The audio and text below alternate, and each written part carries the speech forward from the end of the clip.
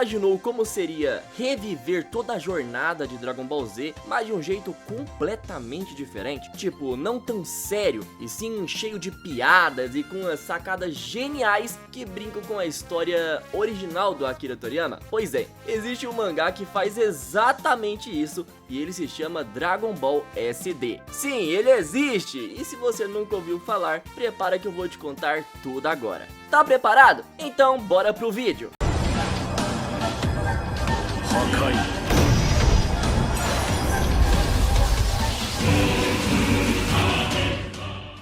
Lá em 2010, o Dragon Ball estava em uma fase de renascimento. Os jogos do PlayStation 2 estavam fazendo a festa, estavam vendendo que nem água. O especial do Turbo, o irmão do Vegeta, tinha acabado de sair. E foi vendo isso que os poderosos chefões decidiram que era a hora de trazer Dragon Ball de volta em forma de mangá. Mas aí bateu aquela dúvida, né? Como a gente continua uma das séries mais lendárias de todos os tempos? A resposta foi bem inusitada. Eles chamaram uma garota chamada Naho Oishi, que era um artista que era fãzona de Dragon Ball e já tinha feito algumas paradinhas no estilo Toriyama, pra fazer esse mangá. Inclusive foi ela que desenhou o mangá do episódio do Bardock, e ela foi a responsável pelo visual do Super Saiyajin do pai do Goku. Sim, se você gosta dessa ideia, pode agradecer a ela. Mas a grande missão da garota foi bem diferente. Ela tinha que reescrever toda a história de Dragon Ball, mas de um jeito mais cômico e acelerado. E assim nasceu Dragon Ball SD, um remake oficial que está saindo na revista Psycho Jump desde 2010. E isso foi até antes do Toyotaro, que é o atual desenhista do mangá de Dragon Ball Super, ter a sua chance com materiais oficiais. Mas e aí, qual é a ideia por trás desse Dragon Ball SD? É bem simples, é pegar a história original do Akira Toriyama e encher de piadinha, encher de zoeira interna que fazem sentido para todos os fãs de Dragon Ball. Pense em uma versão de Dragon Ball que reconhece todos os memes de Dragon Ball, as inconsistências e dá um jeito de brincar com tudo isso. Todas aquelas piadas que a comunidade de Dragon Ball faz, tá nesse mangá oficial. E olha aqui, não se deixe enganar pelo traço fofinho e super cabeçudo dos personagens. Agora, esse mangá aqui é pra crianças? De certa forma sim, mas se você é fã hardcore de Dragon Ball, você vai morrer de rir com todas as sacadas geniais que essa garota teve. Tipo, tem um momento que eles pegaram o início do Dragon Ball clássico, quando a Bulma diz que quer um namorado perfeito, e cortaram diretamente pro Vegeta espirrando lá dentro da nave do Freeza. Isso porque lá no Japão tem uma tradição que diz que quando você espirra, alguém tá falando de você. Ou seja, a Bulma destinou o Vegeta pra ela sem querer. Mano, isso aqui é hilário, cara. É incrível o que eles fizeram com esse mangá. Como eu nunca tinha lido isso aqui. Galera, outro momento muito engraçado desse mangá é quando o Goku e a Bulma encontram o Mestre Kami pela primeira vez e ele só dá a nuvem voadora pro Goku porque ele é de coração puro. E nessa hora, a Bulma acaba ficando pé da vida e ela acaba soltando: o Goku pode até ser pura agora, mas quando ele crescer, ele vai ser tão tarado quanto qualquer outro adulto. E o Mestre Kami, sem perder tempo, manda: sim, todos os homens são pervertidos. E galera, de uma forma genial, esse mangá ele corta lá pra saga do Majin Buu, aonde mostra o Goku literalmente oferecendo fotos sensuais da Bulma pro velho Kaioshin. Não é que a profecia estava correta mesmo? Quando cresce, não é puro mais. E tudo isso que eu falei agora só começou a raspar a superfície do tipo de humor que o Dragon Ball SD tem. Esse mangá ele reconta todos os eventos do Dragon Ball Z e do Dragon Ball clássico, mas de uma forma mais rápida e cheia de referências. Por exemplo, em vez da Bulma piscar pro Mestre Kami pra conseguir a esfera do dragão, eles são atacados pela gangue do Pilaf e logo de cara, e na confusão ali, o Goku acidentalmente solta um Kamehameha e derrota os vilões. Aí o Mestre Kami, quando vê isso, ele pensa: ok, esse moleque é um monstro, e dá a esfera do dragão pra eles sem nenhuma enrolação. Depois de toda a zoeira inicial, o Dragon Ball SD continua pegando os momentos clássicos da história e dando aquela temperada especial com muito humor. Por exemplo, lembra quando o Goku conhece a Tite lá no deserto? No mangá original, isso é um evento completamente separado da história do Yantia e da gangue do Pilaf, mas aqui os eventos são misturados de um jeito genial. O Goku e a sua turma estão de boa ali no deserto, né? Quando eles encontram a Tite, que está procurando pelo Mestre Mestre Kami. Ela tá completamente perdida.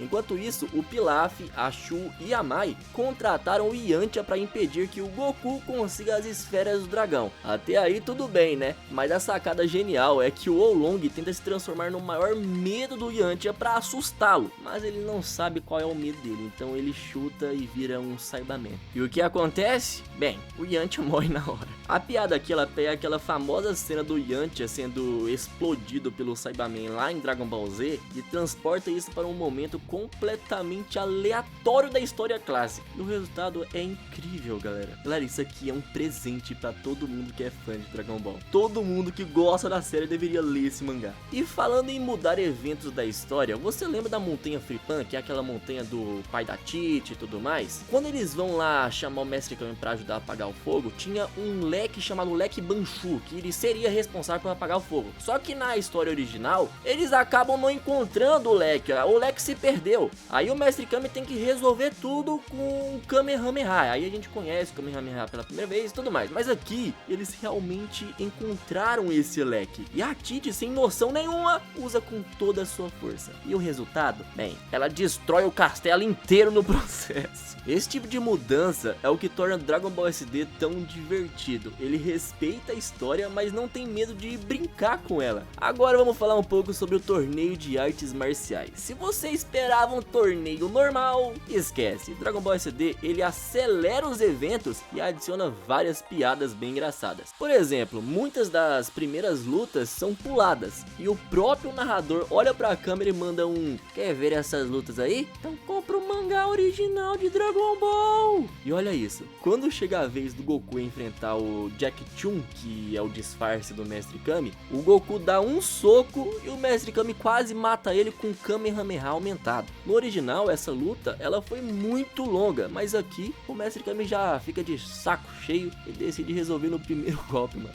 Mas nada supera o momento em que o Goku perde sua roupa lá no torneio. E ao invés de resolver isso rápido, ele fica lutando pelado por umas 10 páginas. Isso até virou piada dentro do mangá, com a própria autora zoando a situação em uma tira extra ali. Parece até uma homenagem ao próprio Akira Toriyama, né? Que sempre adorou esse tipo de humor. Depois do torneio, a gente tem uma das melhores adições do Dragon Ball SD. Um mini arco inédito onde o Goku treina a sua cauda. No original, ele simplesmente aparece depois do time skip sem esse problema aí. Mas aqui a autora decidiu criar um treino hilário onde o Goku aprende a dominar a cauda de um jeito bem inesperado. E quem são os mestres dele? O Vegeta e o Raditz. Sim, eles caem na Terra por um acidente e acabam treinando o Goku. No fim, eles voltam para o espaço e batem a cabeça.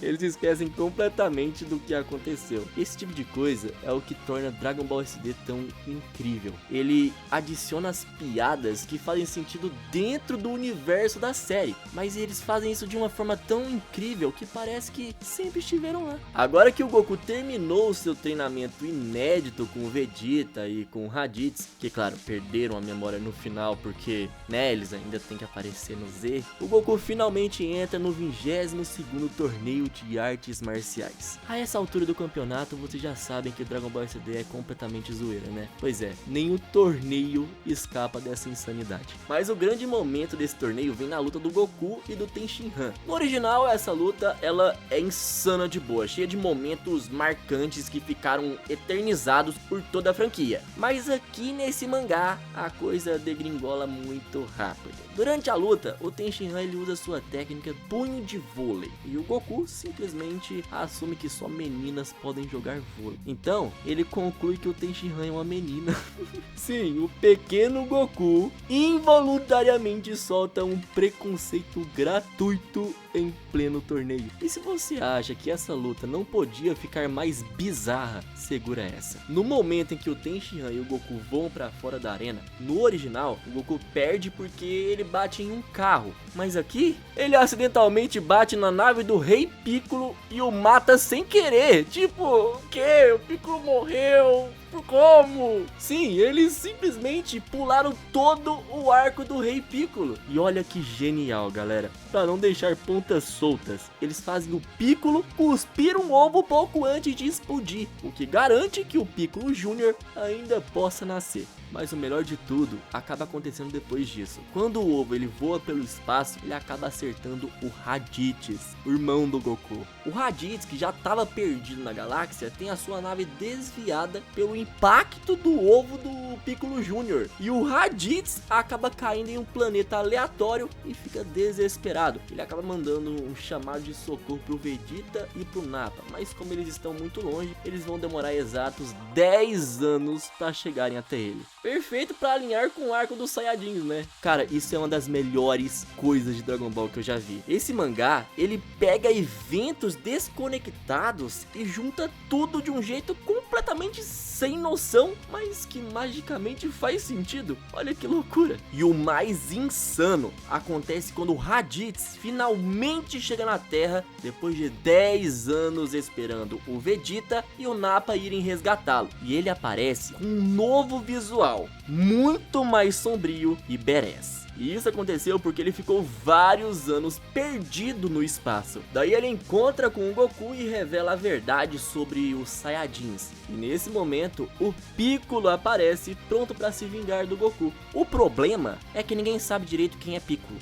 Quem é Piccolo? Quem é Piccolo? O coitado do Piccolo tava planejando vingança por anos, mas como o Rei Piccolo morreu de um jeito ridículo, parece que todo mundo simplesmente esqueceu dele. Mano, olha que loucura isso. No mangá original, o Piccolo lança o Gohan na montanha e o Gohan destrói a montanha. Já que no SD ele literalmente joga o Gohan contra uma montanha e o Gohan simplesmente bate e cai no chão. O Piccolo olha a cena e manda talvez isso não funciona, né? Talvez não dá certo, né?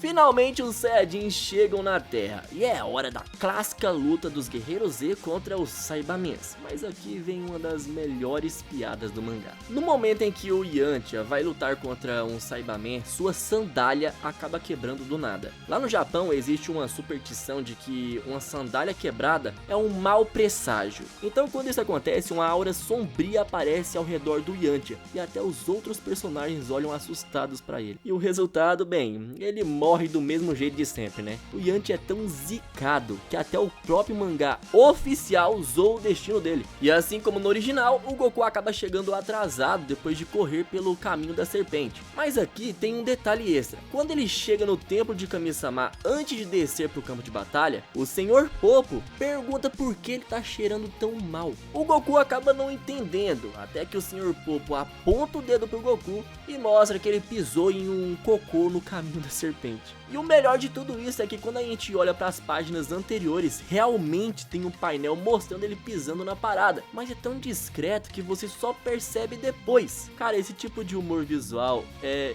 genial. Quando o Vegeta chega na luta final contra o Goku, tem um detalhe muito engraçado. O Kuririn, ele tenta sentir o mal do Vegeta para acertar a Genkidama, mas ele simplesmente não consegue. E o motivo disso ter acontecido é porque o Kuririn ele percebeu flashes na sua mente do Vegeta mudando de ideia no futuro, ajudando os Guerreiros Z e até virando o pai do Trunks. O Kuririn solta um não, ele ainda não é bonzinho, mas ele vai ser bonzinho. O que eu faço agora? No final, quando o Gohan ele vira macaco gigante e cai do céu, em vez de apenas esmagar o Vegeta, ele cai de bunda diretamente na cara do Saiyajin. Sim, o Gohan literalmente finalizou o Vegeta com um sentadão na cara. Depois de tudo isso, o Vegeta ainda consegue fugir, mas agora em vez de ir pro espaço, ele cai no planeta Vampa e ele dá de cara com o Broly. E assim termina a versão completamente maluca da saga Saiyajin de Dragon Ball SD. Enquanto o Kuririn e o Gohan estão na sua missão para encontrar as esferas do dragão, a Bulma tem o papel clássico de ser a pessoa que sempre toma decisões erradas. Lá no Dragon Ball original, ela já tinha aquela famosa cena de que ela fica encantada pelo Zarbon até ver a forma monstruosa dele. Mas aqui nesse mangá, ela dá em cima dele 2 vezes. Primeiro, antes de saber que ele é um capanga do Freeza. E depois, após ele se transformar em um monstro e quase matar o Vegeta. Só que ela finge que foi tudo uma ironia. Tipo,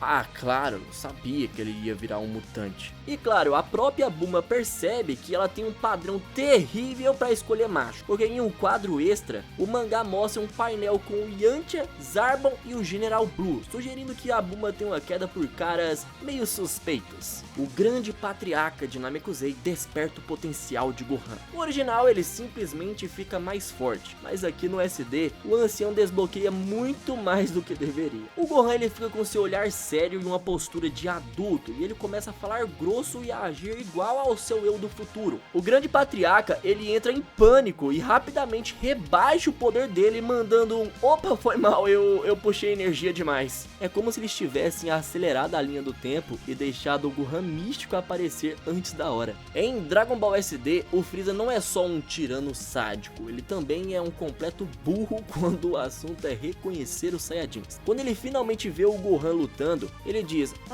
esse garoto é um Saiyajin? Ele deve ser filho do Raditz. E o Kuririn, indignado com isso, aponta para a própria cabeça e grita: ah, se for assim, então eu sou filho do Nappa. E claro, quando o Goku finalmente aparece, o Freeza dá uma analisada e manda espera, ele parece aquele Saiyajin que revoltou contra mim, droga. Mas também tem aquele outro Saiyajin com aquele mesmo corte de cabelo. E o Nappa tinha o nariz do Raditz. Todos esses malditos Saiyajins parecem iguais. E assim o Freeza admite o que todos os fãs de Dragon Ball já perceberam: o designer dos Saiyajins é 80% a mesma coisa, e ele não consegue diferenciar eles. Quando o Freeza fala sobre o lendário Super Saiyajin, o Goku ele tenta processar a informação e chega à seguinte conclusão: se é um Super Saiyajin, deve ser um supermercado. Ele simplesmente imagina um mercadão cheio de produtos com o selo Super Saiyajin. O Vegeta só olha pro Goku e fala: eu odeio esse cara. Mas a melhor parte é quando o Freeza atinge a sua forma final e o Goku finalmente se transforma em Super Saiyajin. Mas ele vai longe demais e vira Super Saiyajin Blue sem querer, mano. O Gohan olha pra ele e fala: pai, a sua cor de cabelo tá errada. Daí o Goku muda pro Super Saiyajin Deus. E o Gohan: ainda não, papai. E finalmente o Goku acerta e fica loiro. Daí o Gohan suspira e diz pra ele guardar essas cores pro futuro. E assim acaba a versão totalmente insana da saga Freeza de Dragon Ball SD. Mas calma que ainda tem mais. Se você quer ver como esse mangá brinca com a saga Cell e a saga Majin Buu, comenta aqui embaixo. Se vocês gostaram, deixa o like e compartilha esse vídeo com algum amigo seu que curta Dragon Ball. E se o feedback de vocês for positivo, eu trago da saga Cell e da saga do Majin Buu. Então, até a próxima, fui!